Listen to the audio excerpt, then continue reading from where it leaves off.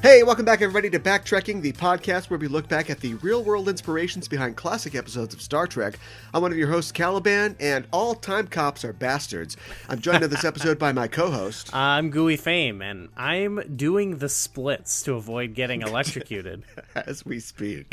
We've returned to explore the stories behind your favorite Trek shows, and today we're looking at a pair of time travel stories, both full of action, but both also equally full of regret. 1994's Timecop and the Voyager episode Relativity, and we will get to those in our future. But first, the part where we talk about the news, and there's not a lot of news to talk about. No, I haven't heard anything. Have you? Things have kind of calmed down. No, I haven't. But it's weird, though, because I was thinking about this the other day, and I come from a generation where, we didn't have everything at our fingertips, digitally. And so TV shows would come out in the fall, right? So, like, early to mid-September is when you would ooh, my shows are coming back. This is when you'd watch Star Trek. This is when the X-Files would come on. This is where you would watch your stuff. Do you still have that instinct? I do, yeah. Okay. But now things just come out when they're done. Yeah. So, Discovery, as far as Star Trek goes, Discovery has been kind of coming out in the latter half of the year, usually later in the fall, closer to winter. But, yeah, I still feel like I should be checking the TV guide. I should be, queuing up the VCR, getting ready for some appointment viewing. But now things just show up whenever. It's still like the mid to late 90s for you. Yeah, I guess. It always is, yeah. So, I'm looking forward to the debut of Star Trek Prodigy, which is October 28th. Wow, that's soon. But yeah, that's, relatively soon, yeah. But yeah. Other than that, it's just what's something coming out on Netflix, I guess? Or I've really taken advantage of, I know they're not doing it next year, but Warner Brothers putting all their movies on HBO Max. This has been a great year to have HBO Max because it has, yeah. Whenever something comes out, it's just where I go. Yeah, I've caught, and most of them have been like worthwhile to watch. Even if they weren't like the best movie I've seen, it's like it's like the cool. Snyder Cut, the cultural revolution. Like it was like, oh, I can watch Kong vs. Godzilla at home. That's cool. Yeah. That's cool. Yeah, I'm looking forward to Dune still, which is coming out. Yeah. That is coming out soon. And then presumably the Matrix will be out on HBO Max. Yeah, that's one that I feel like I'm going to go to the theater. Well, as somebody who makes fun of me for being trapped in the 90s, what do you think of the Matrix? Just the franchise. So, okay. I've watched the first one a lot. Like, I even rewatched it recently, but I also watched it like a year ago, and over the decades it's been out, I've watched it a lot, and it's one where it's just like, I think it's sweet. I love that movie.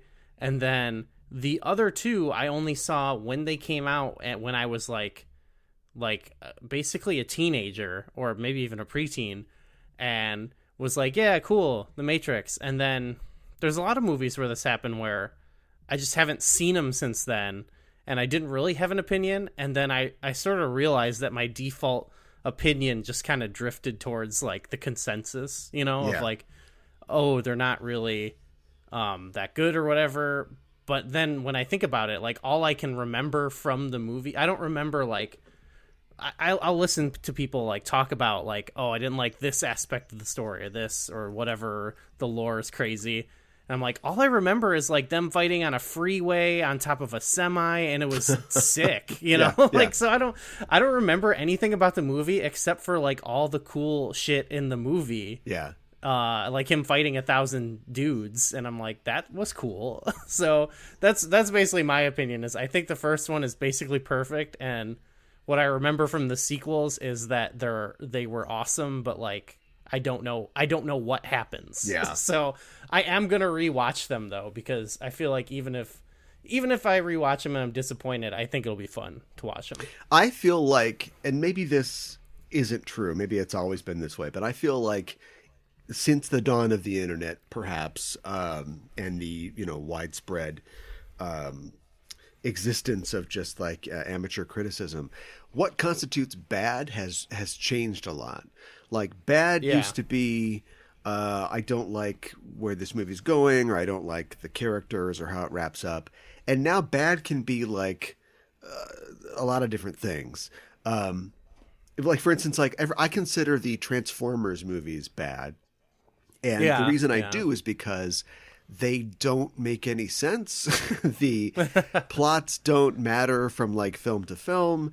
And there's a general sensibility of just everybody screaming at each other. And like, and any movie that would like have a dog humping something as a joke is generally not something that is, within my Yeah. aesthetic that I enjoy. But Yeah. when you look at them, though, there's like each one of them costs like $200 million. They look amazing. They make billions of dollars. So, like, who's to say, good or bad? And looking back at the Matrix sequels, they got a ton of shit for being quote unquote bad. But when you think about it, it's a similar thing. Like, there's a lot of money on the screen. They look great. They do, in their own weird way, like tell a story that kind of wraps it up, and that's where they wanted to go. It's not like a movie like The Snowman, which like fell apart because Oh my because god. the studio ran out of money and they didn't What a shoot like movie. 15% of the script, and so they had to just clip it all together in the editing room. Like, they got to make the movies they wanted to make, and so now we get to absorb it and decide whether we like it or not. But like, I think they're unfairly maligned, and I don't think we do this really with films anymore, because you look at half the Marvel movies are like derivative and just kind of do the same thing, and yet people like shit themselves for Marvel movies because they love Marvel stuff, and that's fine. I like it too, but we don't judge those nearly as harshly as those two Matrix films were judged, in the year 2002 or whatever it was. Yeah, I don't want to jump too far ahead, but like I felt that way watching Timecop, where it's like there's a lot of movies from that era, like Van Damme and others, where it's like you look back on what people say about him, or I think we talked about it a little bit with some of the American like John Woo movies or whatever, where it's like they're kind of like maligned somewhat, and like they don't make any sense, blah blah. And it's like I don't know. I watch those movies, I'm like, I don't know. This is like it makes sense to me. It's like great action. Yeah, like there's a lot of craft on screen, whereas now there's especially with the John Woo movie, nowadays it's all digital blood splatters and the digital stuntmen and actors, and everything is just in a computer. But yeah, just the sort of timing and the safety. You don't hear about like people dying on John Woo movies, but think of all the things they do in one. Yeah, I'll use an example that doesn't spoil today's conversation. Is I recently watched I think Fire Down Below, the Steven Seagal movie, and like it's awful. It like does suck. I'll admit that, but like there is a big moment in the movie where like a big truck like goes off a cliff and like explodes and all that stuff, and it's like they clearly like put so much of the budget into They this just happening ruined the truck for that. because they show it for so long. They show the multiple angles or whatever, but it's like I don't know, like it was actually thrilling to watch because it's like, wow, I just watched a truck explode, where it's like now I don't know, you just that happens and it just doesn't affect me. Yeah. So even a bad movie from then, this is back to my like movie boomer opinion, but it's so much more thrilling. Yeah. The texture, again, I don't want to ruin our conversation, but the texture of scenes are a lot different as well. There is a scene in the movie that we're going to talk about where it's kind of goofy, and I don't want to ruin it, but there's pyrotechnics and there's things happening and there's movement in the scene, and the camera moves too through this area because it has to. That's what they're trying to do. Our character's trying to go from point A to point B. Whereas if this was a modern film, it would probably be mostly locked down, and from one angle. So it's easier for the animators to put the fake explosion in and the different things that are going to happen. But this is all practical, so they're moving all around this set. But it sounds like we don't want to spoil what we're going to talk about, so we should probably just get to that, right? Well, I will say, tying it back to The Matrix is like, even those are movies that are, it's not even, because a lot of people talk about it and they think it just comes down to CG versus practical or something like that. But The Matrix is obviously very there's a lot of CG heavy. Yeah. There's a lot of like, but it just feels like it's, you feel like someone made a decision somewhere, you know? And that's what's key. Yeah, when the machines attack Zion at the end of the third movie, I don't know if like a million squids all forming into a big mass and sort of diving down is something that you want to see, but you have to respect their success in accomplishing that vision. Do you know what I mean? Like this turned out exactly the way that somebody wanted it to. And I can imagine there's probably concept art and stuff like that like exactly shows, no, this is it. We got it. I also feel that way too a little bit about the prequels. It's like some of that stuff looks pretty messed up and crazy in the Star Wars prequels, but like at least someone like it came from someone's like messed up and crazy idea. You know? Yeah. It doesn't feel like it was like focus grouped or whatever. Sure. You know? Yeah. That somebody got what they wanted. But he not the audience. Just someone somewhere was like, my little kids would think it was fun if there was like a weird like racist frog man. Like, I respect that. Yeah, sure. There's a new Sesame Street character replacing Oscar the Grouch. Is Oscar the Grouch homeless? I don't think so. It's not a metaphor for homelessness. Okay.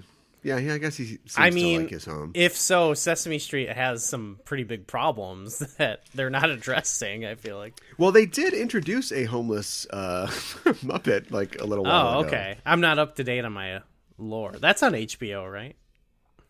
Yeah. Okay. I got to catch up on Sesame Street.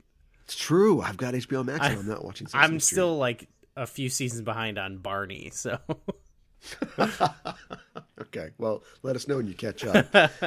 Let's talk about our featured topic for this week's episode. Time travel stories are in their own way the most metatextual of narratives, establishing the past or the future as another setting, making a sequence of events itself not just a plot, but an obstacle or an adversary, literally externalizing oneself when you meet an earlier you that you left behind or a future you that you've yet to become.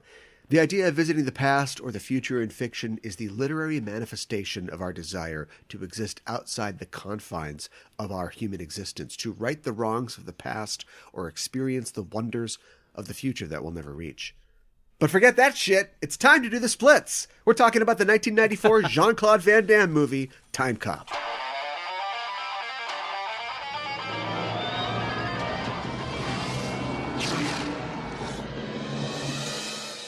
Doing, partner? Ex-partner. Let me go, Max. I'm not hurting anybody. Got to take you back. In the year 2004, time travel is a reality. You're charged with violations of TEC Code 40.8, time travel with intent to alter the future. And a crime. It turns out going back in time is a pretty easy way to make money. I think you got yourself a shipment of gold that you're taking to General Lee. The genie is already out of the bottle. The technology is there.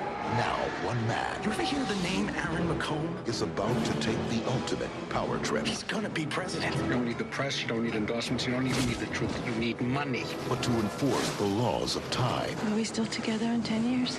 Am I dead? one man is determined to stop him. I cannot go back to save her. This scumbag is not going back to steal money. Stay here, Walker. My future, you're dead. I think you plan too far ahead. Jean-Claude Van Damme. Ron Silver. Will you get up? Mia Sara.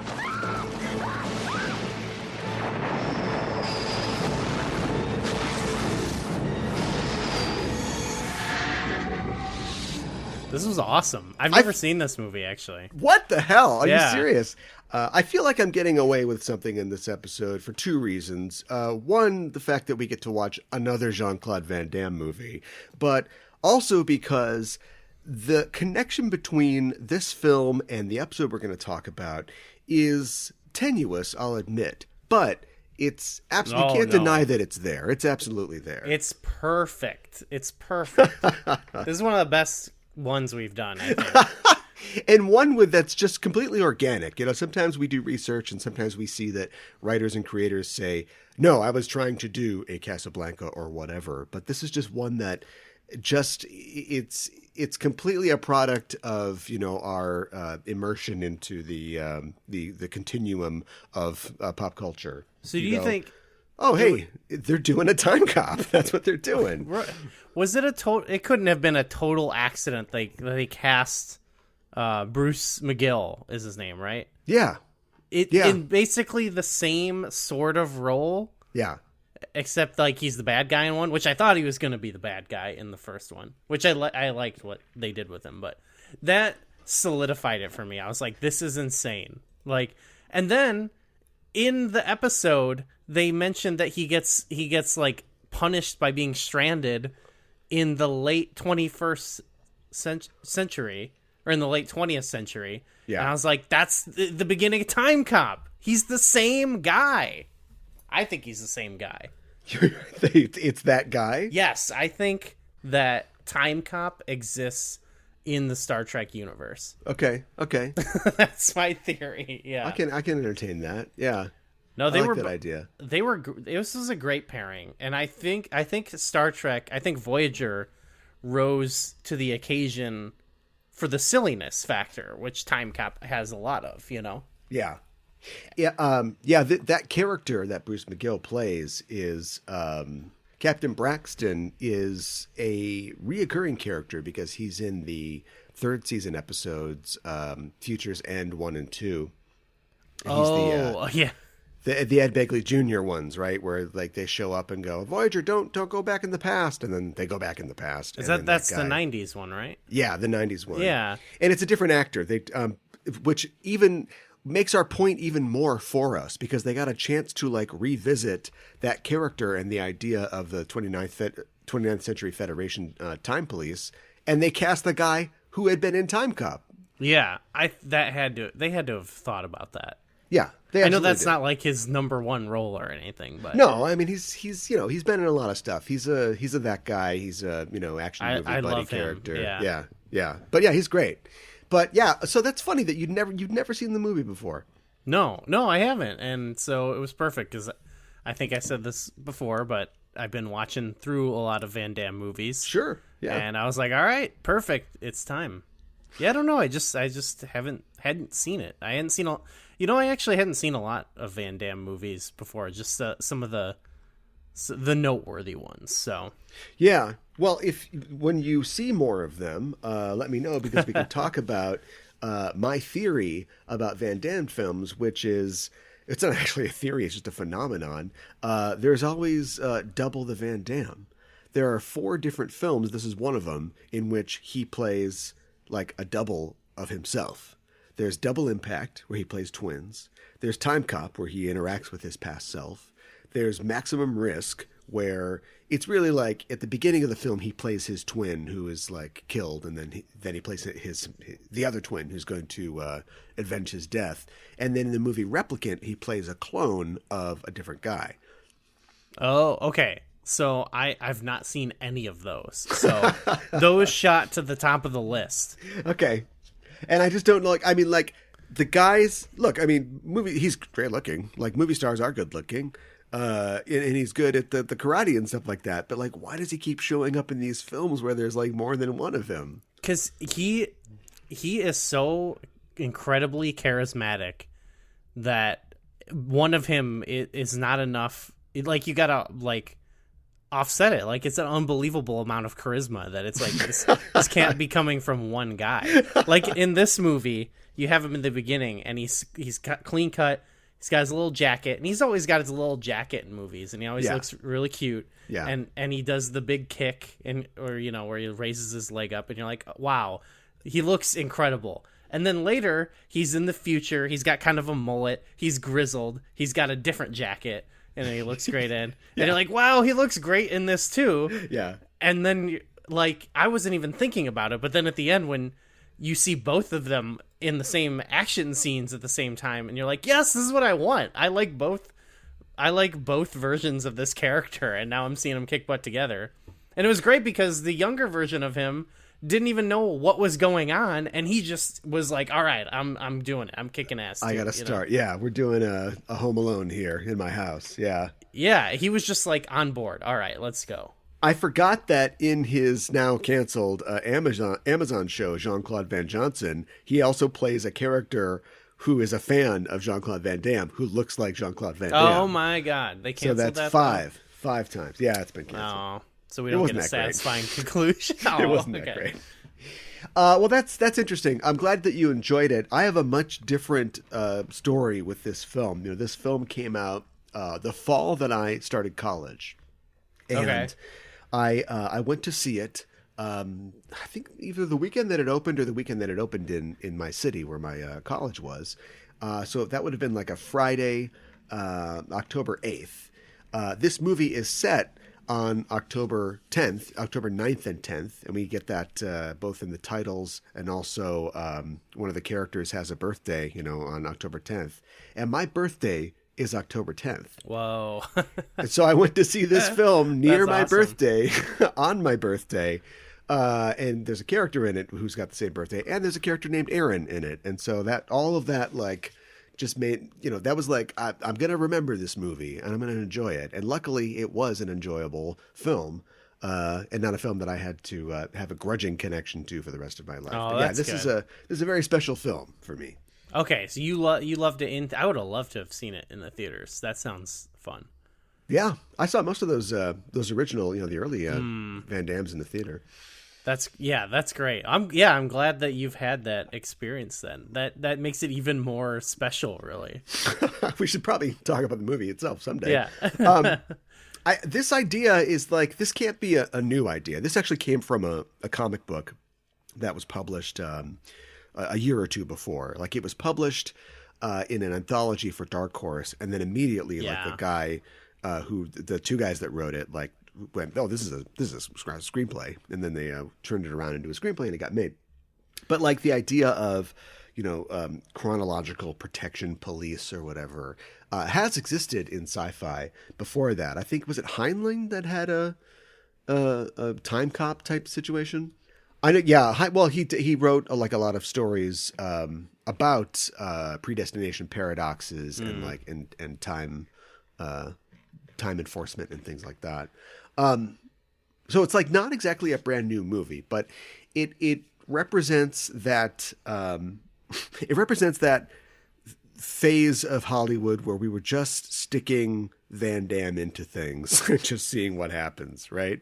Sure. So you've got Cyborg, a post-apocalyptic sci-fi movie with kicks. You've got a Time Cop, a time travel movie with kicks and splits. And, he does really make any movie he's in feel like it becomes his him. own. Yeah. You've got Double Impact, kind of a Hong Kong action comedy, with twins and splits.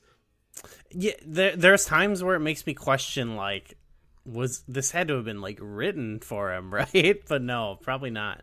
Yeah, no, I think that I don't think that it was, and I didn't get a chance to read the original comic, but I read a summary of it. And it's a little different in that, the stakes for this are very personal, and I think that works well for the story. But in the original comic, it was a totally different thing. You've got Max Walker, the time cop, and we know that his wife is dead, but he doesn't really talk about it. And the one conflict that he's doing is he goes back in time because somebody's a very famous diamond was found in a mine in Africa, and so this bad guy's going to go back and try to get that diamond when it was found. So he has a lot of money, and Walker stops him. But the guy, because they're coming from the future, the guy had a robot companion or bodyguard, and he didn't stop the robot. So he goes back to the present future, and everything is different because the robot went on a rampage in the past. So he realizes he has to go back and stop the robot, and he does. And while he's there, there's a native man that helps him stop the robot. And so he just goes, "Hey, thanks. Here's the diamond. There you go. That's your reward." And when he goes back to the future, he finds out that guy sold the diamond, made a fortune, and went on to sponsor efforts to stop apartheid in South Africa. And so apartheid ended because of this guy. Oh, okay. It's secret racial significance story. It's wow, we didn't know right until the end. And that guy became Martin Luther King or whatever. That man was, that's pretty good. Yeah. Yeah, I can see a comic or I saw they made a cartoon show, I guess. Yeah. Where you would want your time cop to be going to fun periods in history, almost like a Quantum Leap or something like that. Sure. Yeah. Where it's now here's the Western one. And I thought that the movie would have a little bit of this because the way it opens. That's such a sick opening. That's a solid opening. Yeah. And so I thought we would have some of that, but then it did make a lot of sense actually to kind of keep it condensed and just bouncing between the 2 times and have it be specific to the characters. But you could totally like just do like, you know, a romp through time almost. Yeah, I just don't think that the movie has the budget for it, nor any of the subsequent, the TV series or the Timecop 2 had the money to really do it. And as I was watching it, like I was enjoying it, but I was thinking there's just so many things that they're not exploiting in this premise. There's so many different things that they could do with this. The ones they do are solid. Like I like the Civil War thing where they steal the gold is good. The idea of like going back to the stock market crash of 29 and finding some way to manipulate events so you have more money there. Those are like both good, but there's just like, yeah, there should be a dinosaur sequence, you know, there should be, you know, they go, oh, we can't go to the future. It's like, oh, is that because you can't afford to show the future? And speaking of the future, that sort of like is one of the problems of the film. So, you know, there's a 10-year gap, basically, and then we pick up the story 10 years after his wife dies, which is enough time for him to still be hot and a little grizzled. But I just don't feel like it's enough. It's not enough time to make a big difference. Do you know what I mean? By the time we get 10 years into the future, they're like riding around in like space cars and things like that. And like that's like the one thing they could do to show is the future. And like he gets in his space car and it pulls out of the warehouse and they go by like a old 7-Up vending machine. It's just like, why did only car technology advance? Hey, it's this only much? 10 years, you know. Yeah. There's still episode 1 vending machine out there somewhere in Pittsburgh Probably, or something. Yeah, an old Taco Bell, old style Taco Bell. Yeah.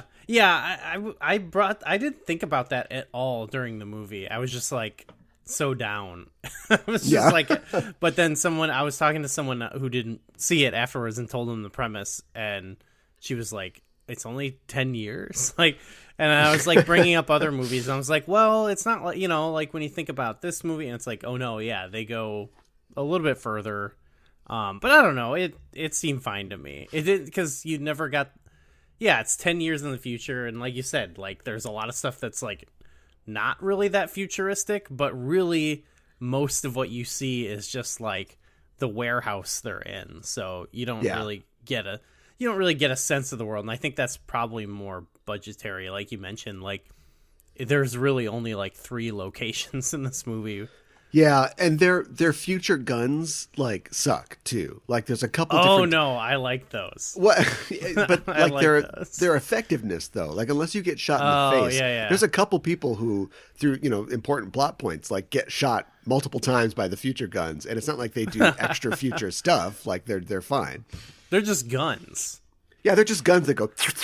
Yeah, I liked this, their like effect and vibe. It felt very like, it made me think of like the game GoldenEye. Like they felt like 90s video game guns. Yeah. And so I like that. All right, that's fair. Or like they even maybe felt like I don't know, like when like does the Deep Space Nine one where they go to the Bell riots, don't they have like kind of future guns there?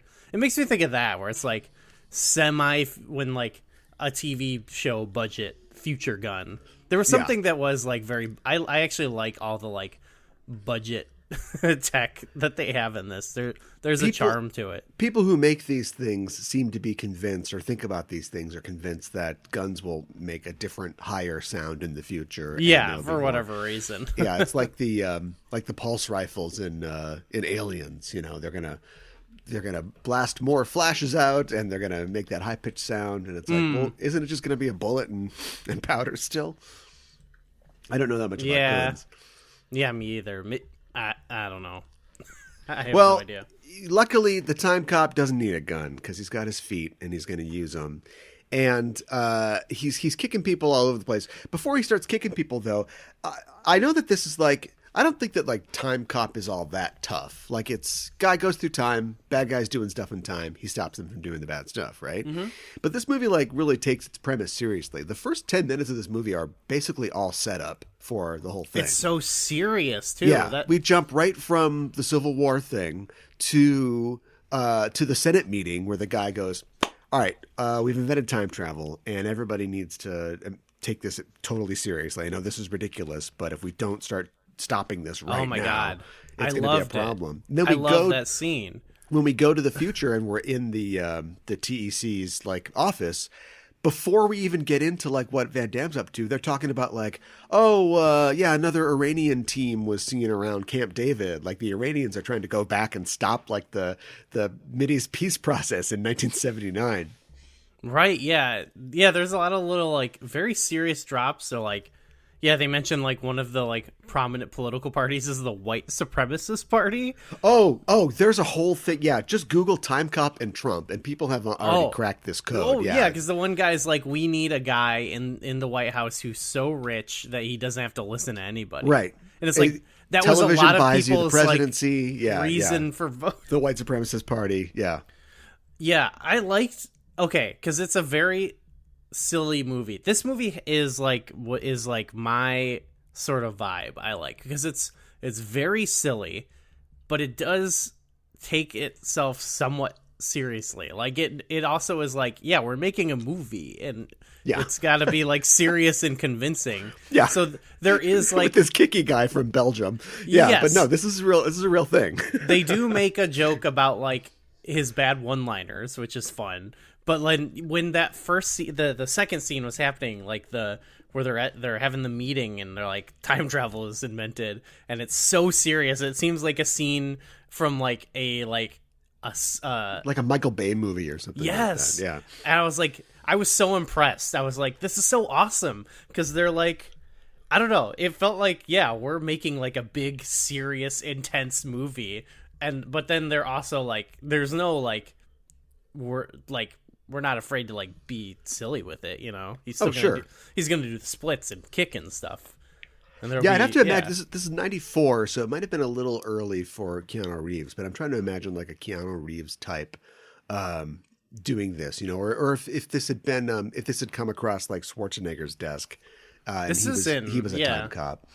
Yeah, because I mean, I think this would thread the needle between like Point Break and like Johnny Mnemonic, you know, or it's like, or Point Break is a good example where it's like it's kind of serious, but it's also pretty silly. Johnny Mnemonic takes a lot of stops to do silly things that I don't think work necessarily, but it's clear that they felt like this is all too serious. You know, Ice T's got to say something funny, and I almost think that like the silly parts of this are just organic to the inclusion of Jean-Claude Van Damme. Yes. Like he's going to do the splits a couple times. He's going to have a fencing match with knives. like he's got a knife, the other guy's got a knife, and they're like fencing with them. The other guy had two knives. Yeah, right. Like they're foils. You know, there's going to be a weird thing where he stops a punk from like stealing a purse, and he's like, "Hey, don't do that. Get out of here." Is more convincing. We're going to see his ass. That's going to happen. Oh yeah, you always got to see those cheeks for sure. There was a cool knife fight though. Two knives versus one, and he was. It's that knife again. I feel like I'm taking crazy pills every time I have to point this knife out, but it's the two-bladed knife, that Klingons have all the time. It's just a cool. Like, is that a future knife? Well, it's a past knife because it was designed 40 years ago by a guy named Gil Hibben, but it always shows up whenever it's like, we need a knife, but something that says, you're going to die in the future. And then they go get this like double-bladed knife. Yeah, it's pretty freaky. I get it. I would be afraid if I saw an assassin with that. But it's cool because he uses it while he's having a fencing match with these short knives. He uses it to trap the guy's knife in between the two blades of his knife, and then he twists the knife out of his They hand. actually thought of the knife, the conventions of the knife. Yeah, I don't know who did the choreography for this, but it could have been Van Damme. The choreography was pretty solid. Well, you stabbed me in between the knives, and then I felt like, I don't know. I feel like shooting, they're not always good, but I feel like shooting a Van Damme action scene can't be too hard because he can do it all. He looks good. Just point the camera at him, you know? Yeah. I like the fact that he fights both future goons and past goons. When he goes back in time, to the 20s, he's fighting 1920s goons, and the guy's like, "This is going to be Duchess of Queensberry rules." Oh my just, god! kicks him in the balls. Yeah, he's doing like the old boxing pose. Yeah, Oh, And that then was awesome. Later, he fights future goons who have like metal shin guards and those are guys dreadlocks. who they look like beat 'em up game characters. They look Yeah. Double Dragon characters or something. Yeah. Yeah, I love the tease of that one goon in the very beginning who's not really featured in the movie, and then he's like the final boss, really. Yeah, basically. That was awesome. Yeah. And it gives him a chance to like it's a one-liner 10 years in the making when the guy tells him to go to sleep, and then later on his future self is like, I did that. You had 10 years to think of that. I did that. That's it. Yeah. Some of the one-liners were pretty rough. I still I use it to this day, but when he says, "I'm still kicking, I must be on Broadway," that's something I see in casual conversation. I think it's interesting that like that opening scene where the guy is explaining why this is so dangerous to all the to the senators. He talks about throwing a stone into water and the ripple effect, which is something that is used for that, but he doesn't say butterfly effect. And I think it's because like the idea of the butterfly effect was not, was not suffused into pop culture at that point. Maybe it was the 2004 by that movie. Yeah, maybe it was the 2004 movie, The Butterfly Effect, that did that. But he doesn't say butterfly effect. Yeah, I guess I never considered that. It just it's in the back of my mind. But that's basically what happens. And this movie, I have a long rant about some of the time things in this movie, but suffice it to say, the story of this movie is a grandfather paradox. It's a loop. Ron Silver, the actor, but also the character that he plays, comes back in time to kill him because of what a pain in the ass he's going to be throughout the course of the film. But then, of course, at the end of the film, Ron Silver's wiped out of existence, so none of this should happen. Paradox is not really a problem in this film.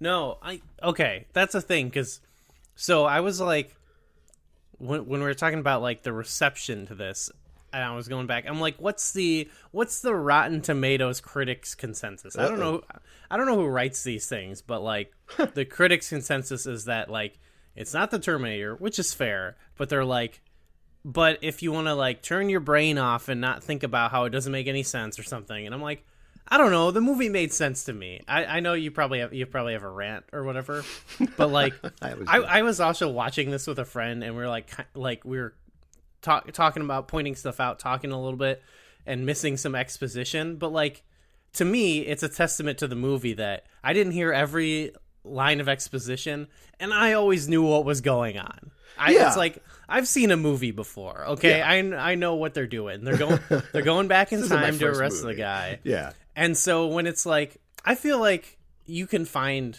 things like that are like logical loopholes or whatever, but I feel like this is my opinion. But like you have to like want to not think this movie like makes sense and be upset about it to like go and write something like that. Yeah. This made up critics consensus or whatever. Yeah. Where it's like, whatever. I think if you watch the movie, there's probably some things that don't make sense, but the movie as a vibe makes sense to me. Oh, absolutely. It's a total vibe, and it doesn't, it totally works if you don't think about it. Do you know what I mean? Because because the main action of the film is essentially this bootstrap paradox where Ron Silver, and creates the foe that will destroy him ultimately.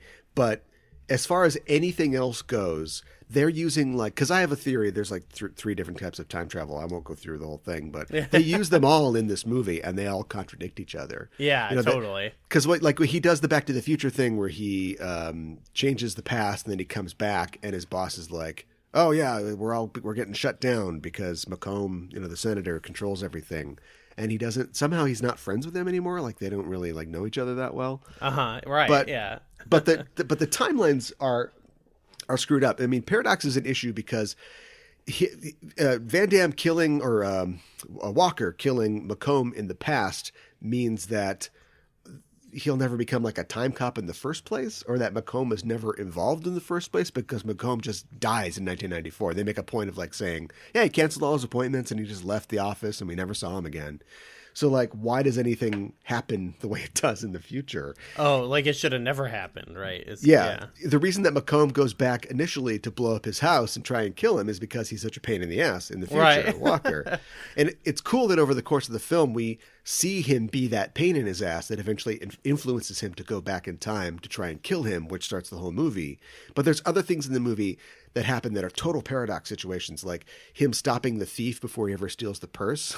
Like the second time he goes back and he's like, I don't got time for this. I mean, it's a good scene, but he's like, this is for, you know, what you're going to do later. Or like initially him, you know, going back to the future and seeing the agency being shut down. The main premise works, but all the little side things get really kind of messy. And also like the thing with the finale, like McComb is totally happy to let himself explode in the house at the end, which is weird because yes, his plan is now in place. His younger self will survive, but he's him now. Like he's going to die painfully. What is, who are you? Like, what is your consciousness? Do you know what I mean? Like the 10-year older version of you will die. It's like you're helping your brother or your friend out or something. And then if everything goes the way that it already has, that means that his younger self in 10 years doesn't come back in time to get blown up. And plus, the whole point of him coming back, he needs to get rid of young Walker. All he's got is old Walker and the wife. He doesn't know where young Walker is. He's going to blow himself up, and young Walker's still, you know. That I did like. There's a lot more of that didn't even cross my mind. But the one thing where he's like, "Oh yeah, I'll blow up, but I'll be fine." I did go, "Huh?" But then I was like, okay, whatever. The movie is over. It's fine. This show has big Loki energy. This is essentially what Loki is about, and I think it's amazing that they went through 6 episodes of Loki without even like a nod to the fact that they are just doing time cop, basically. I haven't watched it. But there's a similar thing there, and in all time travel stories where when you say that you've got like and I'm not so sure that the future of this movie, the 2004, isn't a dystopia. the white supremacy party and the fact that time crimes are capital crimes. Like they bring his ex-partner back in and they go, okay, you're going to steal money. You're going to die. And then they just drop him off back in 1929. It's right. Like, Jesus, are all time crimes like capital crimes? It sounds like it's a total oppressive like dictatorship apparently with secret judges and government and things like that. But yeah, like when you reverse a time thing, you're like you live in a dystopia, but then you go back and you change the thing that makes it all good. You die. Those people die, right? The people in the future won't grow up to be those people anymore. So those consciousnesses are in their own way never existing. They're being snuffed out. Isn't that what we call death? Yeah. You can't think about that too much. that doesn't matter. You know what it makes me think of? I feel like watching this, and I don't even feel like I'm like defending it too hard or anything, but I feel like thinking about it later, the way that I saw people sort of defend the movie Tenet, where they're like, yeah, it's like kind of silly or whatever, but like it's like kind of supposed to be silly, and you just kind of have to roll with it because it's about a vibe.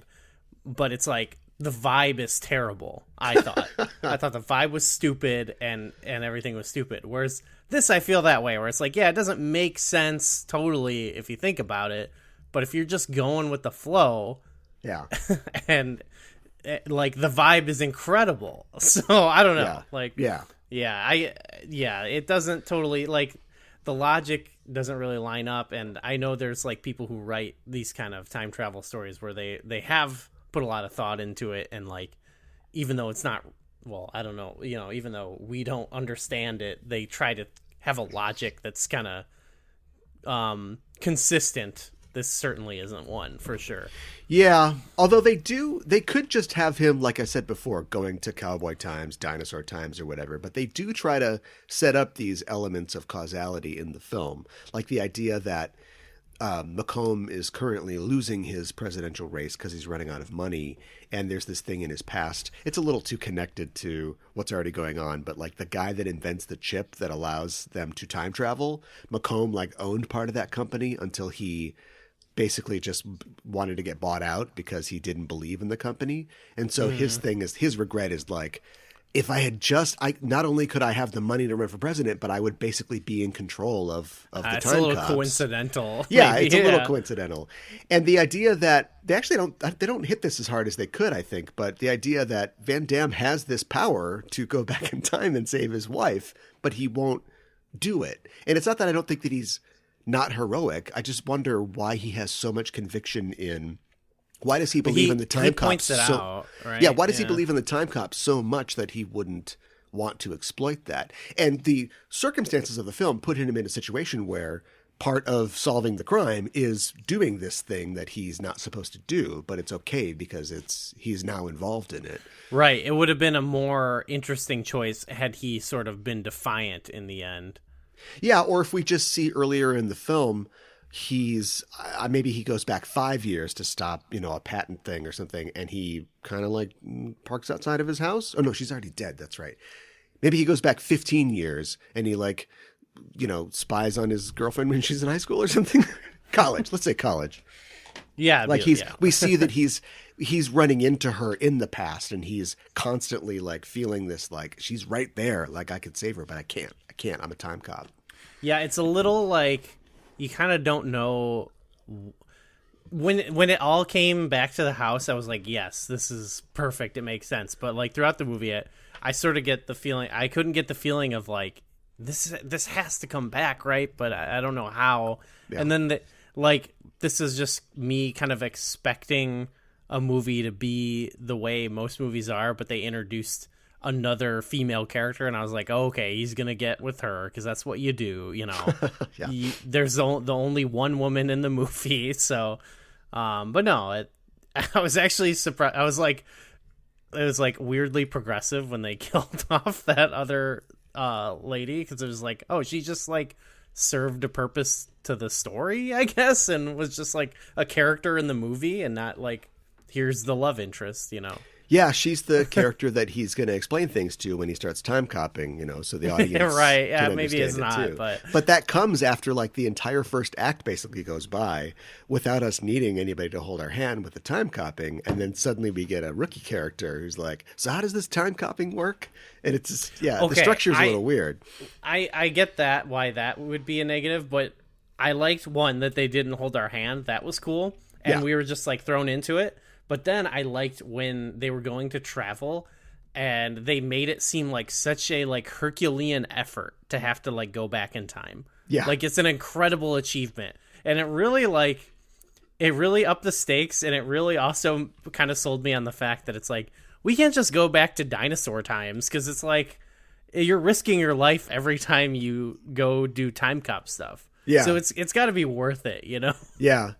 I think it's in the comic, but they make the point that it's tough. There's like a gravity to time. So you need the rocket sled to like push you back into time. But then once you're there, you're okay. I don't know how they get in and out of the sled. That doesn't, the effect where they walk out of the, thin air, like that's cool. But how do they get back into the sled when it comes back? I don't know. Anyway, the point is that didn't make any sense. But I was there's like, okay. a force that pulls you back. So getting back in time is tough, which is why you need the rocket. But once you're there, you can hit the button and you are sort of drawn back to your own time. Yeah. Is that's similar to like, it's kind of the opposite thing of like, we can't go to the future, but gives me a similar feeling of like, it's easier to kind of go with the flow of time. Yeah, sure. And they dismiss it so fast. They're like, can't go to the future because it hasn't happened. It's like, whoa, wait a minute. Hold on for a second. What you are proposing is probably against the laws of thermodynamics and like don't make any sense. Like there is no future. It hasn't happened yet. And you don't say it in like the way that T2 does, where it's supposed to be like encouraging that we can make our own fate. Like there just isn't a future. Like where did Ron Silver come from then? Like somebody's in the future, right? It exists. But the movie's like, forget it. We can't do it. Is it like you in the time? There could be a science of like you in the time you exist can't go further than the way you naturally progress. Like you can come back, but like young Ron Silver couldn't go to the future. You know what I mean? Like he can't go to his own future. Right. But like old Ron Silver came from somewhere. He didn't like spontaneously generate and then berate himself and tell him not to eat candy bars. Like that's why first of all, time travel is impossible, and this is all bullshit. But that's why it's such a narrative thing, an exercise in like exploring narrative, because we treat the past as literally another country, and the future is another place, another location where people can come from and go back to. When the truth is, we're all just who we are now, and now we're somebody else, and now we're somebody else. Right? Yeah. It'd have been great if it's like Time Cop 2 and they're like, all right, we figured out how to go to the future. Now we can go to the future. Yeah. The cars are really crazy 10 years from now. Yeah. But just weirded out by all the presidential stuff. I wish somebody would, throw our former president into his younger self and just see what happens. But yeah, didn't you want? I feel like I liked the 90s, like 90s action movie or whatever sci-fi movie where it's like we get one like real big CG thing to kind of blow it on. It's gonna look freaky and like kind of bad if it's not like a big movie, but it will sell itself on like this kind of nasty. And I feel like this one was like it wanted to be nastier than it like really came off. Obviously it looks like kind of bad, but I was hoping that it would like look bad and like more gnarly, but I don't know. It didn't have the effect that I feel like it was going for to freak me out. Plus, is he wearing the same suit? Like, wouldn't like the flesh would destroy? But are the suits the same matter, or maybe just having the same matter touch the same matter creates some kind of singularity that will destroy everything? It would have been great if the suits were left. That would have been just two suits and a blob in the middle of it. Yeah. Oh. Yeah, I like how they when he's and near the end of the movie after he's doing all this stuff, like Van Damme says about Silver. Oh no, wait. It's in the factory scene when the IA agent has or the rookie has shown to be a bad time cop, and Ron Silver's there, and about Ron Silver he says maybe he'll calm down after the election, and it's just like, oh man, it's just how did you know, time cop? How did you know? It was pretty. It thought about those things. That's what I also feel like about the like well, I guess movies, they've swung back in a way, but like this has to do more with like the police and like the CIA, but like I feel like pre 9/11 movies, like more so we're not afraid to like make movies about like corrupt institutions. Yeah. And stuff like that, at least for a while after 9/11. I feel like that went away. Yeah. A friend of mine wrote a book about the X-Files, and he said about the 9th season, which was produced essentially just before and then around 9/11. The show was already kind of like on its last legs, but the creator, Chris Carter, said, I just didn't want to do any more after that because I just felt like nobody would, believe in a show that questioned the government. Right. And this is so like I've noticed that I've watched some Seagal movies too. I don't know why I'm doing this. I don't know. Like it's just like there's a lot of them where they're all about corrupt CIA and cops, and it's like you get the vibe from watching it that it's like it's not specifically like there's no political like bent to it. Yeah, like maybe a little bit, but more. I feels more so that it's just I get the vibe that they're just trying to make a realistic movie.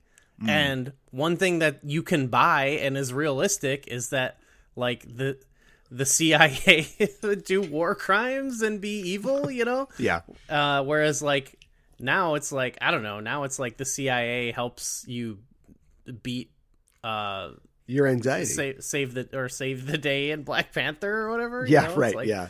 Now it's totally divorced from what I feel like is reality. I don't know. Van Damme often played a cop. I think this started like a run of him playing cops. Like he was mostly cops in the late 90s and early 2000s. But he wasn't always. Often he was somebody who was like running away from an institution. Or just like in a tournament. Yeah, in a tournament or like... I guess he was a cop in that still too. In Lionheart, he's in the French Foreign Legion and he hears that his brother's been killed. And so he just like quits and then he's being chased by Foreign Legion guys the entire movie.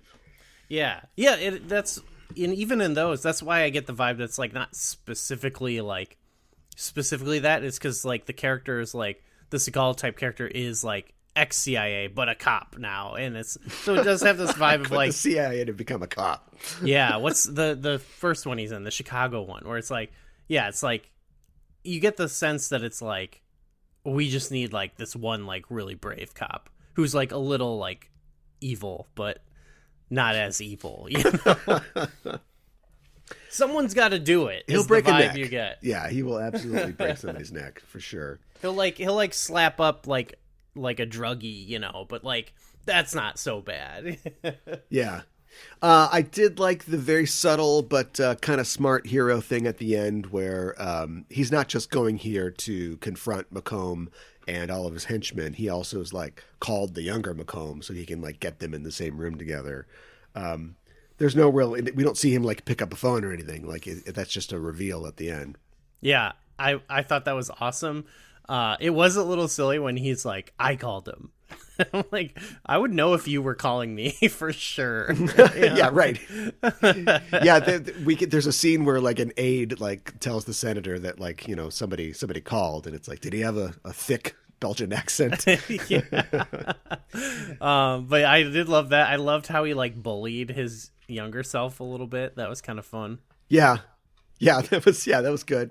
It's a little weird when he's like, I like the repetition of the scene with, you know, there's never enough time to please a woman, but it's a future him, you know, instead of the regular him. But then he's like, whatever, you know, just keep him near you. Don't let him go anywhere or do anything. And so everything plays out. They go home and they make love. And apparently he's just downstairs, like reading magazines or something like that. He's just like waiting in the house. It's just a little weird. He's like, yeah, I sound pretty good up there. That was an important sex scene. I know there's been a lot of talk lately about we need to abolish sex scenes in movies. Really? I haven't heard that talk. Oh, it's every week on Twitter now is we need to get rid of sex scenes in movies because they don't advance the plot. And when's the last? And it's a bunch of nerds. You know what I mean? Interesting. And it's no, it's important to know one because it's like it's important to know that he fucks, obviously. Yeah, sure. I mean, we always have to know that about him. But and then they tease that she's pregnant, and there's only one way you can do that. Yeah. Well, I mean, they fucked before. Yeah, that's what I'm Yes, saying. yes. I'm not saying that time caused it, but I'm like, what if now you're double pregnant? What if it wasn't believable that they would do that? You know, that's interesting. That comes up to something that I've been waiting to mention but didn't know how. They have VR porn in 2004. Yes, pretty advanced from what we see. And I've always heard that like because of the increase in prevalence of like internet porn, like accessibility to adult material, that for a while at least like killed the titty scene in a movie. Like there are tits in this because, you know, you can't get pornography. That's a key way to see it, yeah. Then for a while, there was like all the pornography was on the internet and movies did like have less nudity and nude scenes. But now like prestige streaming TV has taken it to the next level where there's just, it's game on. There's like your Game of Thrones or whatever. Yeah. Yeah. Meanwhile, there's people crying about it all the time now. It's so annoying.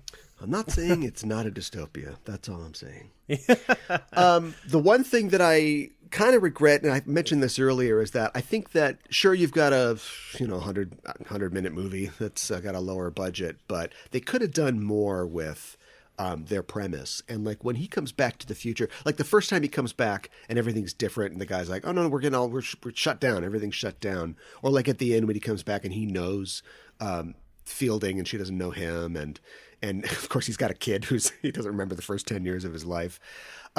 That's weird. I'm glad we don't have to like see that. Yeah, this would be a danger for time cop agents. Like they would come back and notice that things have changed, you know, even if they're in just the execution of their duties, like they fix something, but it might change something else, butterfly effect, and come back and like now tricks aren't for kids.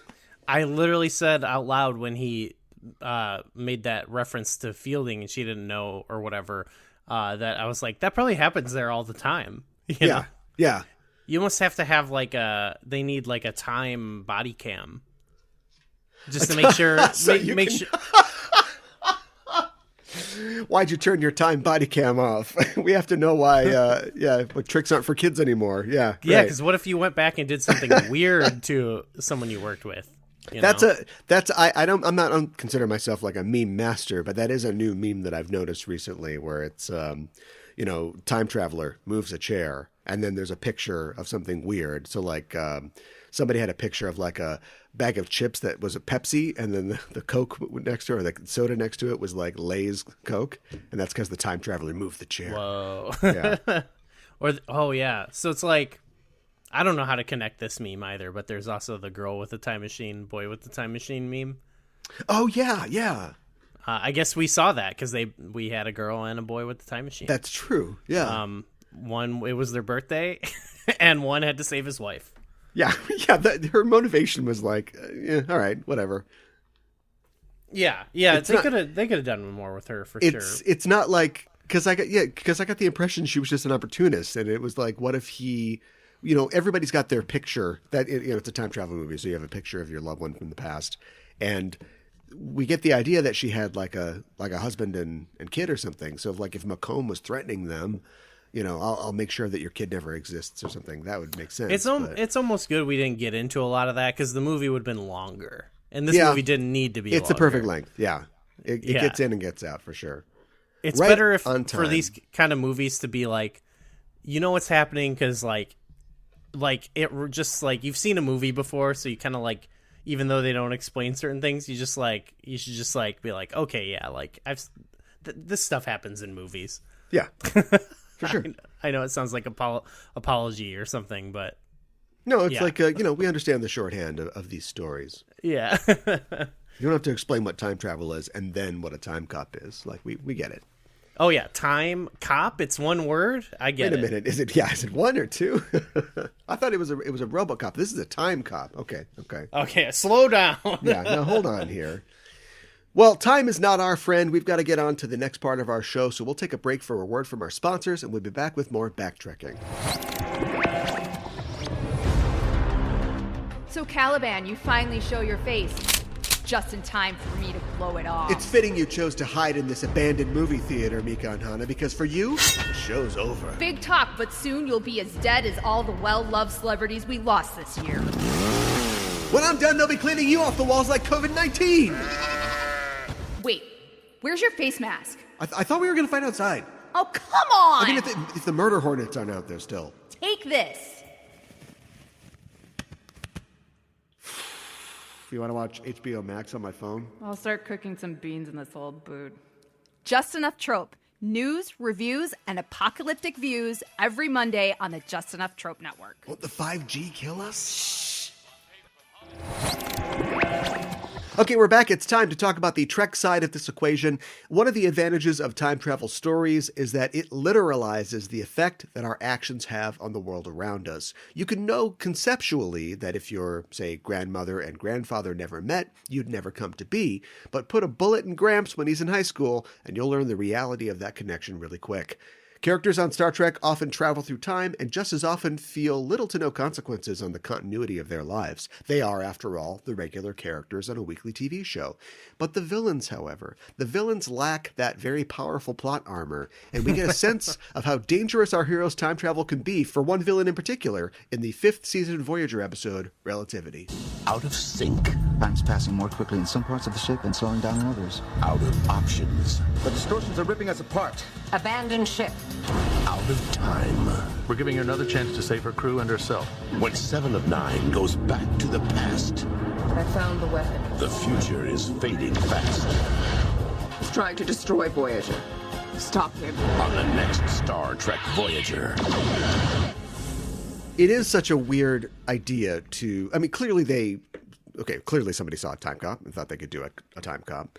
But then, like, going back into the past of the show and being like, what about that one guy that, like, got trapped in, like, suburban LA or just downtown LA for 30 years? Like, would he have a grudge against Janeway? And, with Janeway and the amount that a typical Star Trek captain jumps around in time, would a time cop eventually be like, stop traveling through time, please stop it?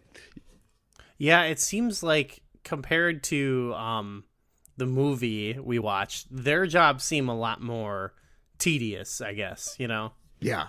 Because they're just like, okay, like, we wrapped everything up, and now we gotta, like, go and, like, wrap up all the stuff we just wrapped up. You know, we have to like undo even more. And it's like, oh my God, the paperwork. And they're like, we got 3 versions of him. We got to reintegrate. And I'm like, oh my gosh, this sounds so boring. Yeah, like compared to Timecop, this is even less concerned with paradox. You know, as we join the show, they've got a 7 that won't even be our final 7 because she's died already, and now they're trying it again, and this one's gonna die, and they're just gonna take her from a different spot, and somehow that doesn't affect. I don't know if it's like a technology they have or if that's just how time works, but they can just keep grabbing her from any point in time, and that's fine. Oh boy, yeah, I didn't. They should go backwards, right? If they take her a microsecond before she blows up and it doesn't work, then the next one you could take like a minute before it blows up, and hopefully nobody misses her. But if you take her out of the time and you don't put her back, then she should be gone for the rest of history, right? Wouldn't that alter? Well, maybe it's like in the City on the Edge of Forever, where they're kind of they probably have like a bubble or something. I don't know. Oh, sure. That's what I thought about at one point. Chronal protection fields, yeah. Because it is interesting. It is like Timecop a little bit, where it's like it's not all fully laid out, but then yet they do, like I mentioned with the end of the episode, then they do also make great pains to be like, okay, now we have to like tie up the loose ends, and it's like, okay, you know, you didn't explain everything, but yeah, and that is one of the faults of the episode. I think the pacing in the storytelling. You know, when they finally catch the guy, they just kind of catch him, and that's it. And then now Janeway is kind of involved. She gets beamed in, and they're like, okay, so we've got the guy. We've actually got the other guy, but we've got one more thing. You have to go get the guy. And it won't be like, you're not going to have like a fun conversation with yourself, or you're not going to have to avoid Seven doing her thing while you're also there trying to get him. You just like get him, and then that's it. And then the episode's over. I think really it was just the pacing of that last part that kind of killed it. Yeah. I think they just didn't need to show as much of it as they did, you know? Yeah. Like, it could have been like, we just need you to do one more thing, and then you just like be coy about it, and then just like cut to her catching him, and then like it's over, you know? Yeah. Like, it should have been like a second, because we've already solved it. But otherwise, right. I feel like there's progression no real of the threat. Yeah, I like the progression of the episode overall. Like, it also starts I don't know, I like how it starts similar to where like you're just kind of in the action, and like they don't really totally lay out what's going on right away. It's like weird, you know? Yeah. Well, that, once again, you know, we've seen a Star Trek, so we're willing to just jump in and go, okay, well, we'll see where this goes. It's kind of thrilling, I thought. I don't know. Yeah. I feel like the stakes are never really high enough, because we can be fairly sure that they're going to solve whatever it is, right? Because, you know, the show's going to continue. There's always that going on. And I think that they tried to work against that by destroying the ship. This is like one of 5 times that Voyager actually blows up on the show. And I think they did that to make sure that we knew that the stakes were high. But other than that, I never really felt like it was all that big of a deal. And I guess I don't know how to fix that. But, you know, when nothing really... So you mentioned Tenet before. I have a friend who, you don't like Tenet. I have a friend that really likes Tenet, and I'm kind of ambivalent about Tenet. But one thing that I like, about Tenet is, it is mostly, by necessity, internally consistent with causality. You know, when something happens, something caused that to happen, and because of the cyclical nature of their time travel, it all works out. Whereas mostly in Timecop and 100% in this episode, things just happen and they don't have to affect anything. Causes can come from anywhere. Effects may or may not happen. Neelix calls the doctor to sickbay, but the doctor arrives before he sent the call. But then Neelix never sends the call, so why does the doctor come to sickbay? They literally have a scene where they're playing ping pong and nothing happens, and then later in the episode they run through that ping pong scene and totally interrupt it. And I wish that things had mattered a little more. Or sometimes you see there's a mystery man at the beginning and you're like, who is that? And then later on you realize, oh, it's our man. That's Picard. He's put a hood on and now he's doing other things. Using the the structure of a 5-act TV show to pull tricks like that, which is why I'm glad Seven didn't die, but I thought that the Seven that we had been following should have died. Because they say if she's beamed 4 times, she'll die, and she gets beamed like 6 times.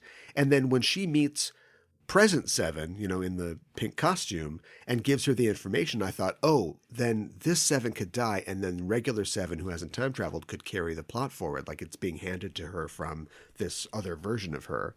But instead, they just fix everything, and it's fine. Yeah, that would actually be really interesting.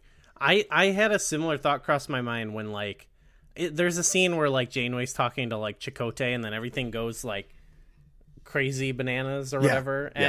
And I thought about that compared to the other things you mentioned, and it's I thought it was actually kind of cool because I was we're seeing different conceptions of how time travel could get all wonky, in a Star Trek episode.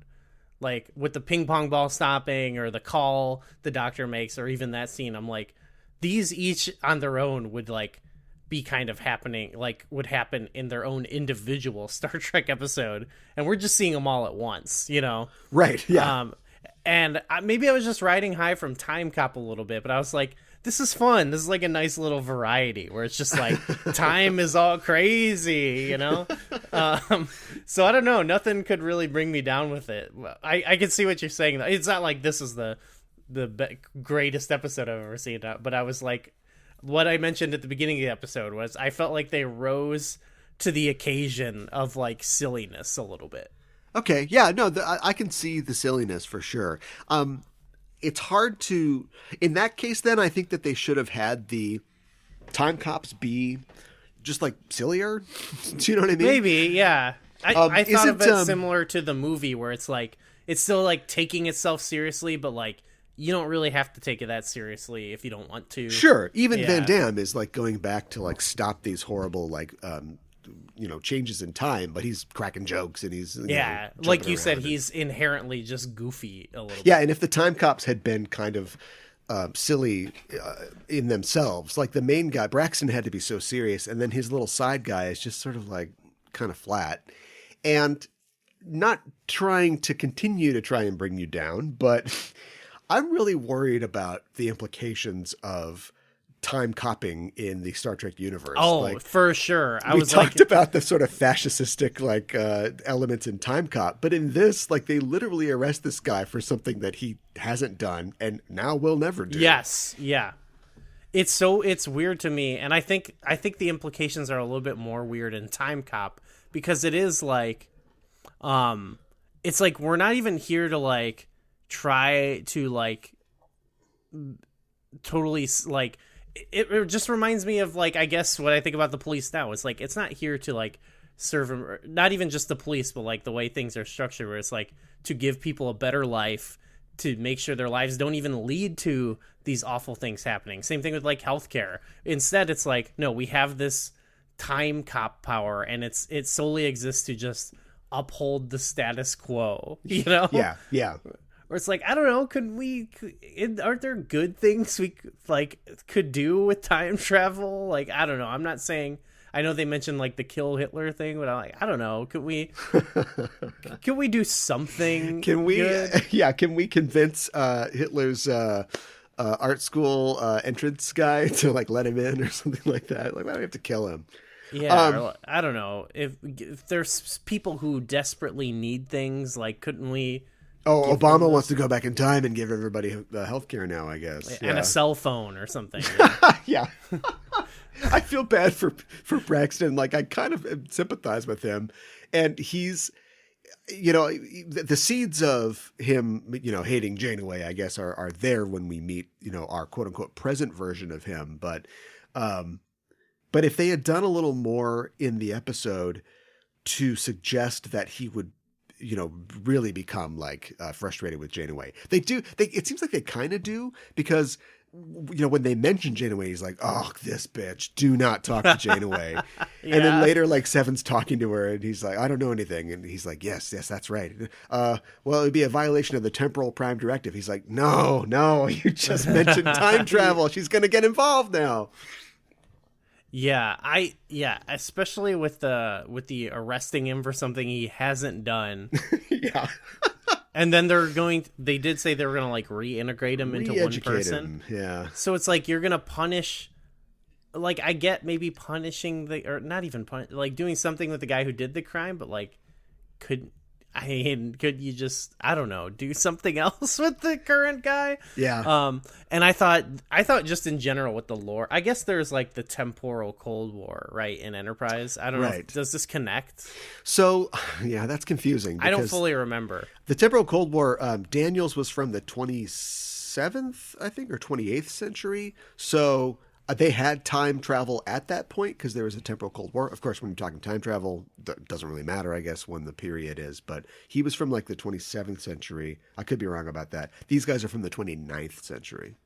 My thinking on it a little bit is like this totally busts open the world and the lore of like, and like, you know, especially if you're trying to like do things going forward. But then my second thought was like, this is 30 years ago and Star Trek still exists. So yeah. And I also like, it was a weird thing, but I was like, I can't imagine, like, I don't know. I guess I don't have to care about anything beyond this because I don't really care about too much. Now I'm just like, whatever. But I guess now if you think about it in Discovery, we are like beyond that point. Yeah, that we're in the 32nd century. Yeah. So maybe it is kind of weird to think about, like, I don't know, like the time travel. Like, where's the time travel? Where's the time cops? Yeah, I guess they were disbanded in the 30th century or something like that. They were too much trouble for what they were worth. What kind of bums me out about this episode is that, and you know, it's okay to do this sometimes, but our characters, like our good guys, don't change, or they don't see like younger versions of themselves and have new perspective about themselves. It's really only the bad guy that is affected by this. Do you know what I mean? Yeah. Usually that's what you do with a time travel story. You know, Van Damme misses his wife, and he has an opportunity to go back and see his wife at that time and realizes that, you know, he needs to be involved and to save her. And our heroes aren't really affected. They just kind of do what they're told because they're good soldiers, and then everything works out. I don't know if you remember the Voyager episode Timeless. It's maybe, yeah. Is that the fifth season also? I think it's fifth season. Okay. Might be fourth season. This is the one where... I've definitely seen that one. Yeah, it's the one where Harry Kim invents a quantum slipstream drive that's going to get Voyager back faster, but they crash, and he and Chakotay get back to the Alpha Quadrant, but Voyager is destroyed. And he, 15 years later, goes with Chakotay to it's always Seven, isn't it? To retrieve Seven's Borg implant, which allows them to communicate with Voyager back in time and tell them, like, don't use the drive. And if they succeed, it means that those last 15 years will be wiped out and things will be back to normal. And so he does that, but in doing that, he lives these 15 years, and he actually sends a message to himself in the past saying, like, hey, I know that, you know, like, you think you know everything, but remember, like, it's what you're doing is important, and you don't. Sometimes you need help, and you're not invulnerable. And I just think that's like, oh, that's a nice little lesson for that character. But I see, yeah. We don't have anything like that in this. We got Janeway just like, don't tell me about the time travel. I don't care. It approaches it a little bit when Seven's like, you got to trust me. And I thought, like, that could be kind of a big moment. I felt it a little bit. Although that version of the character ever remember that? I did think it was kind of cool that they went back to, like, pre-pilot of Voyager. You know, we get to see her go on the ship for the first time when it's still at Utopia Planitia, and see her kind of like just going like, yep, I know all about this ship, I'm ready to go. There's this guy named Tom Paris, we got to go get him. I know, it was like filling in all these little gaps of like the things before Caretaker, and it's like, I would love to see an episode where they go through like the daily routine of like what Chakotay was up to in the Badlands or whatever. Yeah. Just like, let's fill in all those little gaps and like have this one specific period of time be like the most explained moment of Star Trek. Yeah. I liked it. It was fun. I think it's funny that traveling in time always completely eliminates having to travel any kind of distance. Like, it works in Timecop because all the things that they're time copying are in DC, both in 94 and 2004. But, when she's like, oh, beam me back to the ship, you're talking about beaming 500 years and who knows how many, maybe that ship is in the same quadrant where the Voyager was when they were fighting the Kazon, but then they also have to be at Earth or at Mars for the initial part of the episode. So it just never really matters. And sometimes they explain it like, Bill and Ted can travel the circuits of time and go to, different places, or the Doctor, the TARDIS can fly wherever it has to go. But yeah, I mean, if you're just in a DeLorean, okay, now I have to drive to Washington, D.C., and I'm in Hill Valley, California. Yeah, I wonder if there's another axis. They're like, okay, we can take you here to this time, and then they have another slider they have to move.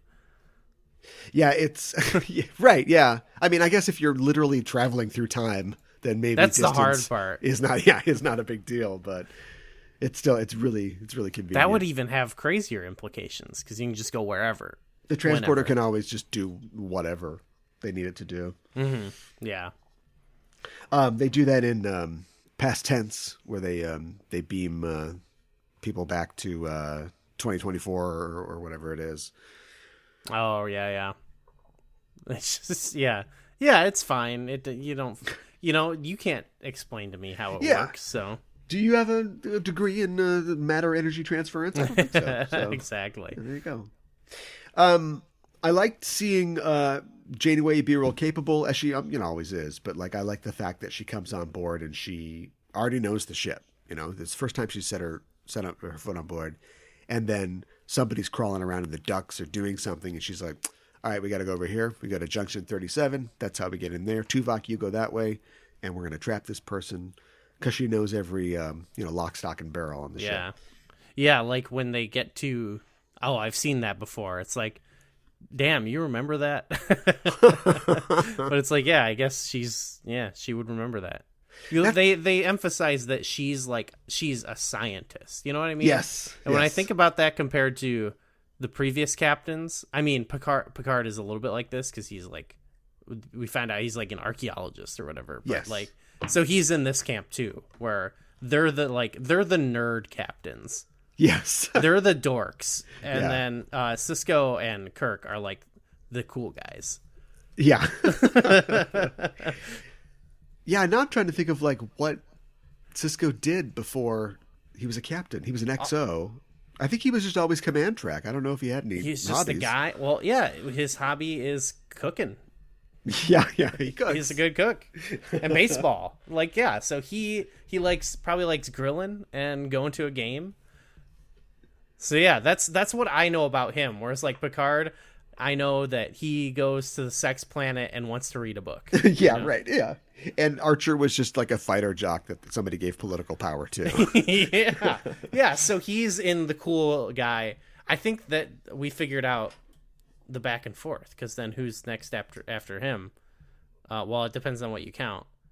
Yeah, what would you count? But after him, I think the arc would pivot back to nerd. If it's Giorgio, then nerd.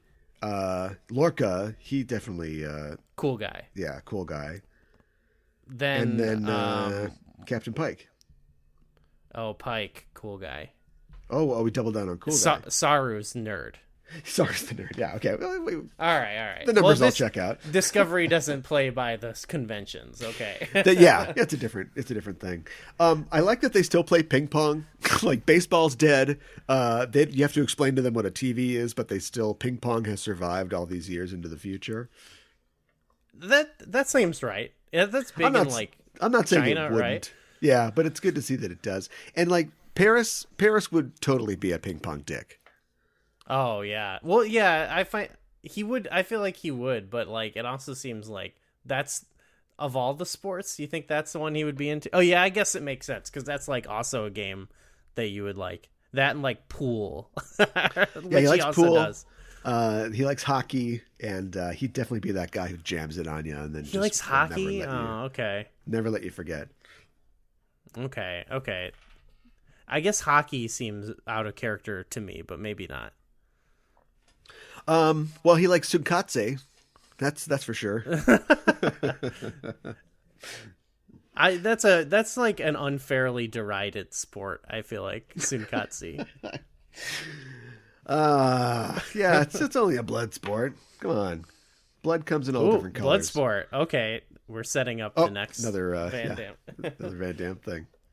I like the fact that they called. So in the show, Seven is, first of all, there's a lot of quizzing women in this. Like Janeway gets quizzed when she comes on board, and then Seven gets quizzed about. That's what I mean. I was like, these all the.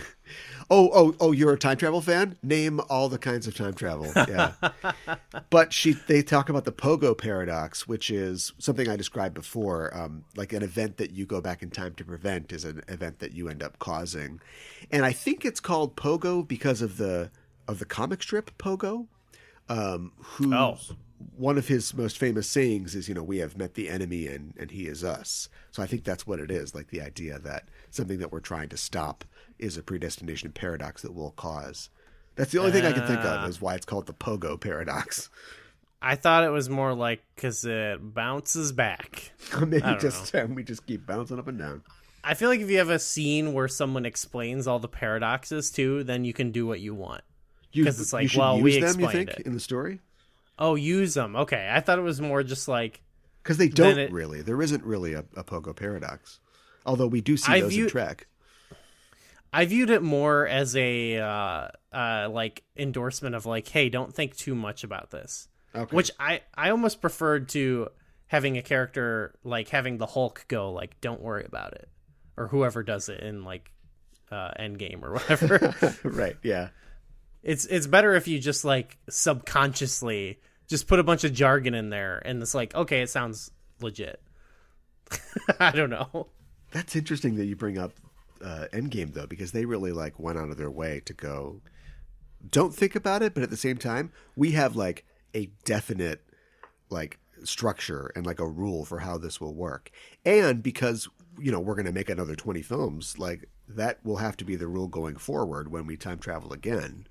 And so, like you said, it happens in Loki or whatever. Yeah, they pretend like it's confusing, but they are like subtly like teaching you the rules, and then they say like Back to the Future's bullshit or whatever. They go through all the things that like, no, it's not like this. It's not like this. It's not like this. Yeah, that's true. Yeah, where I'm like, I can appreciate it actually if it all. Because there is a certain satisfaction, like, even in Timecop, where it doesn't make sense, but it was like, when it all came back to the house in the end, there was some satisfaction to that. And, like, for some reason, it made it feel like it made sense, Because it's like, oh, it's all coming together. Yeah. But it probably, I'm sure that it could also seem more satisfying if you, like, knew the rules and believed in them, I guess. Yeah, and I feel like they reach for that in the Voyager episode, but the problem is that no matter what year you're on Voyager, it's all just corridors and it all looks the same. It wasn't like there was some sort of like thematic endpoint, like it's going to end at the beginning, when they go back to something or other. It just, the ship always kind of looks the same. Because in Timecop, it feels like budget, but it also makes sense. Yeah. It's like, wow, okay. We rented this house. We've got it for 2 weeks. Yeah. We're going to blow the shit out of it. We're going to blow up this house. That's always fun to think about. Okay, they shot this scene. Because they definitely blew up that house, it looked like. Oh, yeah. At least Which once. is sweet. Yeah. That's okay. Back to my boomer opinions. You don't see people blowing up houses anymore. You don't see guys getting houses. You got to light guys on fire for real. Yes, right. Yeah. I hate when they light guys on fire and it's not real. There's no reason. It's just a 90s action movie mind to go, well, we got a jet engine. 2 guys have to get burned by that jet engine. Oh, that's just the yeah. way it is. So sick. Yeah, half the guy, like 75% of the people that he beats up are just doing their jobs in that movie. Like he beats up soldiers and like security guards and other cops. That goes back to what I'm saying though about just making a cool movie that's like believable. Is like, yeah, now it's like, I don't know, just let him beat up cops and soldiers. It's cool. Not everybody's going to be a cyberpunk from the future. Sometimes it's going to be a rent-a-cop that's got to go down. And that's what happens. That's just reality, Yeah. Well, we talked about technology in both Timecop and Voyager. Something that makes Trek is the technology of the future. It facilitates what the characters are doing, especially in time travel stories, but almost always in time travel stories, it's also the complication they're dealing with. So in every show, we randomly pick from a list of Star Trek technologies. We add what we get to the non-Trek media and subtract it from the Trek episode and see how each will be different. We call this our technological exchange. And I just realized, if we could pick from 11 things, the 11th thing would be time travel for Star Trek, wouldn't it? Yeah, I guess so. It's kind of like it happens a lot, but it's not like this is a tech we're using all the time. Yeah. They have to go out of their way to it's a different time travel. Slingshot around the sun or something like that. Yeah. Well, the 10 items that we have on our list are phasers, holodecks, tricorders, transporters, warp drives, replicators, communicators, shields, advanced medical technology, and androids. And if I roll on my random number selecting technology, I get a 1. If phasers existed in Timecop, where'd we be at? Whoa, well, better. Oh, this is perfect because the guns are apparently lacking. Yeah, we fixed that gun problem.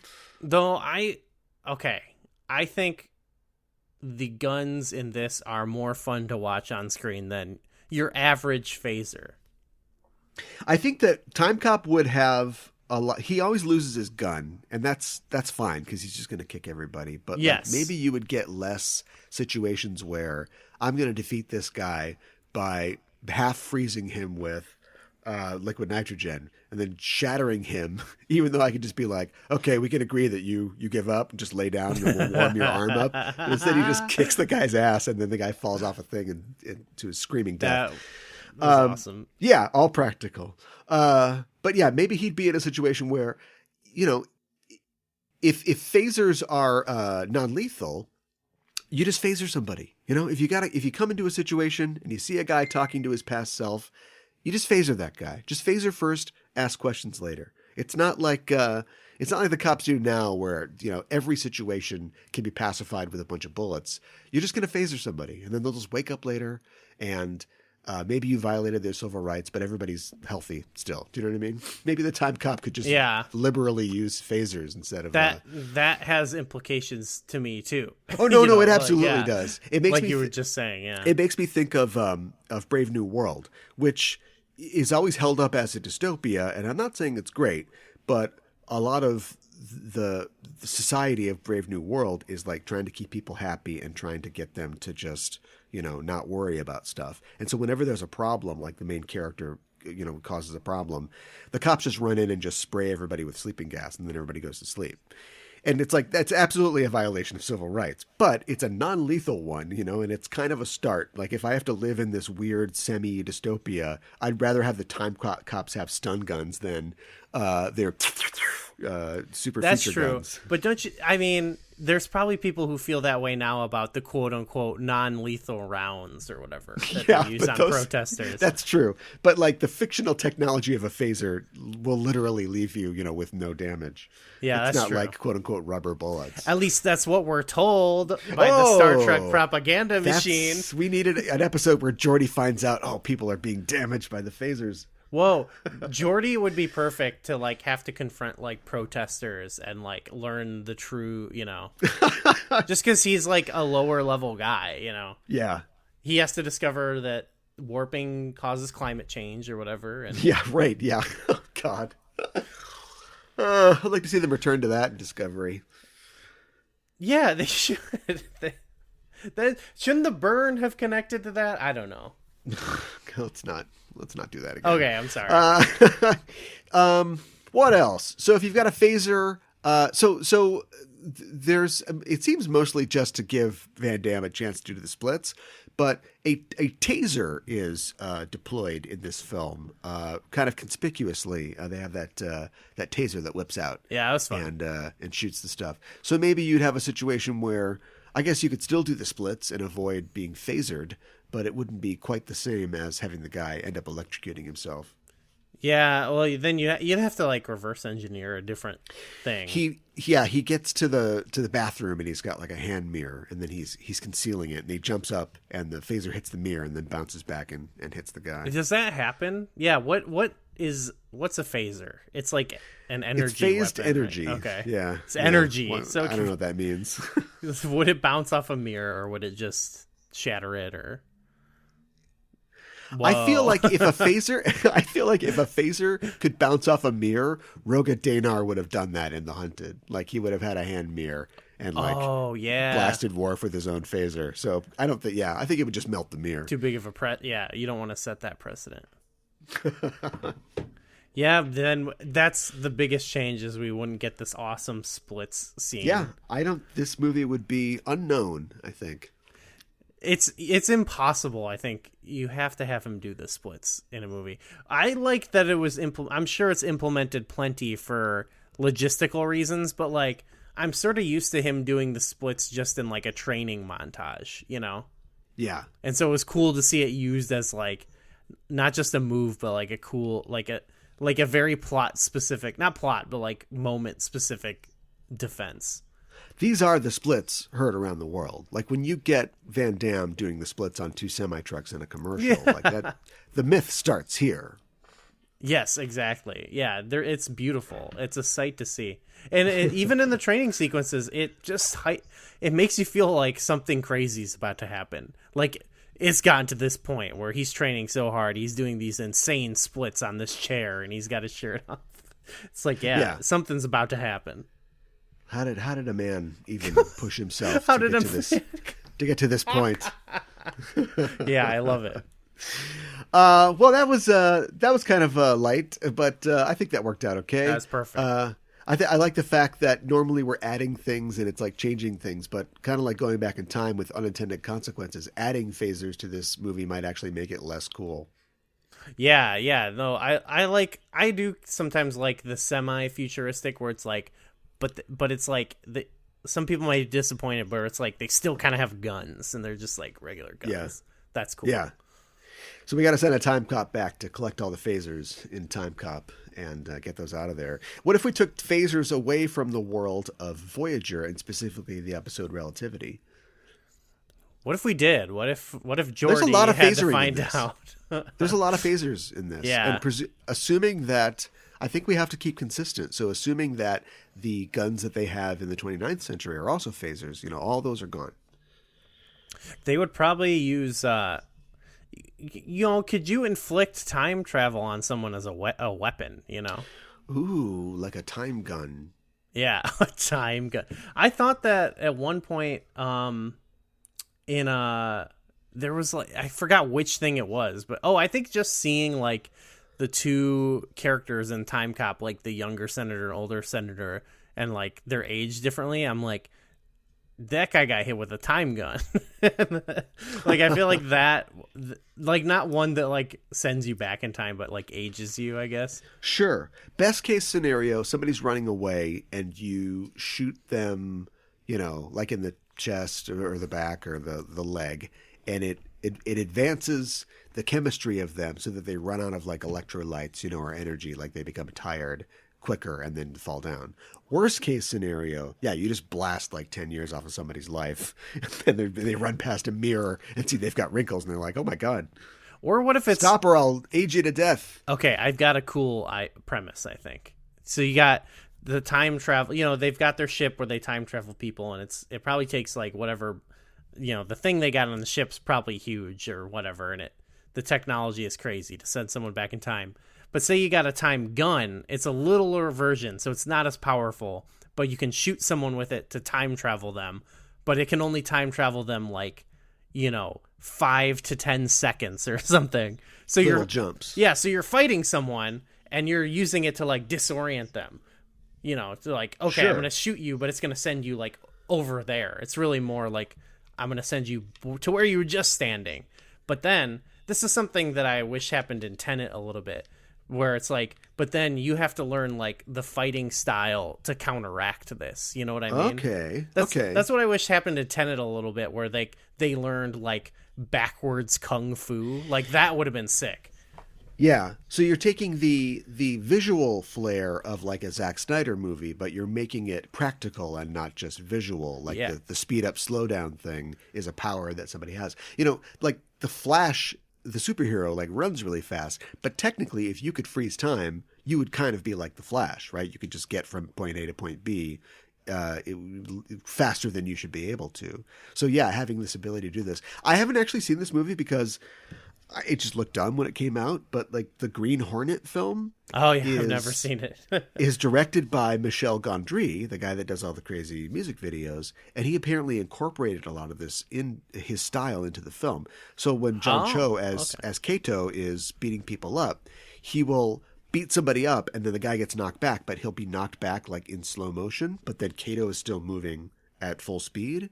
So like 4 guys will attack him, and as he's knocking them out, they'll all sort of like dropping and like spinning down, and that's kind of like what it sounds like to me that you were describing. Yeah. Well, I'm also imagining like you hit someone with the gun, they like teleport. It's sort of like you're teleporting them in a way too, but then you also have to like be prepared. Like if you're gonna hit with this, you gotta like, you would eventually develop like a sense of like where you get sent, you know, so you'd have to come out like swinging, you know what I mean? You have to come out ready to counteract it. And then I was also thinking you could use the technology on yourself, so you could like send yourself like forward or back a couple seconds. So you kind of, it almost becomes like teleportation a little bit, you know? Yeah. I don't know. So you begin punching. And then, like, you know, the person then will be in the path of your fist. Yes, at right. the end of the punch. Yeah, okay. And they can counter it. I'm thinking, like, time fu a little bit. See, that's interesting because, you know, we were talking about The Matrix way at the beginning of the show, and I was thinking about what The Matrix is going to do this time around. Because, of course, in 1999... the whole thing was bullet time, right? That was their sort of like visual innovation. Mm-hmm. And I don't think that you can bring the Matrix back without what's the new innovation? What's the new paradigm going to be in visual effects? What are you going to do? You're definitely going to borrow everything that you inspired over the last 20 years and recycle it. But like, what's the thing going to be? And I've seen in that one trailer that we got, like, there seems like there's going to be a lot of like flipping and like changing, you know, taking advantage of the fact that what you're film is not real and there's no physics in film. So like what you're shooting, you can have anything be anything. Kind of like in a video game where, a game like Psychonauts, where you could be running down a thing and you jump and the gravity changes, or you go into a small area that's big inside for some reason. Like, playing with what the staging of the film is, that's my guess of where they're going. And but they do that a little bit in the original too, where it's like you can do what you want. And in the third movie they play with that, where they go to this club and everybody can run on the ceiling for some reason, so people start running on the ceiling and the walls and stuff like that. I think they're going to kind of continue that, but I wouldn't be surprised if they didn't also try to evolve the idea of the speed up, slow down thing and do that. I like that. The thing you mentioned from Green Hornet also sounds like this. It's like the Zack Snyder thing, like you said, but it's like incorporated into their ability. It's not just a John Woo type, reference or whatever. Yeah, there are characters that are moving at different rates of speed than other characters in the scene, and it like doesn't make any sense. But yet we've seen so many scenes like that you can kind of keep up with it. Yeah. It makes, or when I think about like rewinding things a little bit, it makes me think about like stuff like that game Braid or whatever, where it's like, you make a mistake, or Prince of Persia, where it's like, you can go like, whoop. I guess they did that. They made the Prince of Persia movie. Yeah, they sure did. With Jake Gyllenhaal, the Prince of Persia. Well, I think that we nailed that one, and I think we're ready to case closed on Timecop. Yeah, it was great. This is a really fun episode. Yeah. Should we tell people what's coming up on the next episode of Backtrekking? Yes. So we're getting into October, I believe. So yes, we are. We're getting to the end of it with the next episode. So it's time to get a little scary, and we're going to watch the movie Train to Busan, which is an awesome movie, and it's apparently tied to I don't remember this Enterprise episode, Impulse, Maybe there's a train in it, or maybe there's. It's to what I remember is that it's about as close as Star Trek gets to zombies. It is also a zombie situation. Okay, so that's pretty exciting. Oh, yeah, and you know what? I think that's something they need more of. I guess we've had the Borg, but I guess we'll cover that next week or next time. Yeah, there's a lot of zombie adjacent stuff, but I think that there's probably a list of things somewhere in the Star Trek offices like we don't do this, we can't do that. This isn't really our brand, but they've gotten close to zombies a few times, but this is really, I think, the most explicit thing. And it makes sense because it came out in the early 2000s and, like Dawn of the Dead was out. And so zombies were in one of their first hot phases. Oh, yeah. So, yeah. I'm still holding out for mummies. Yeah, it's still mummies are going to be huge. Well, that is it for this week's Backtrekking. Thanks for listening, and if you like the show, tell a friend, and follow us at @Backtrekking on Twitter. Tell us, too, what you think we should look at in future episodes. And, Gooey, tell the people where they can find you online. I'm on Twitter. I'm @GooeyFame. And I am on Twitter at @K1IBAN, and you can find all of the shows on the Just Enough Trope Network at @JustEnoughTrope on Twitter. And that's it for us for this week. We'll see you soon, and until then, keep on trekking.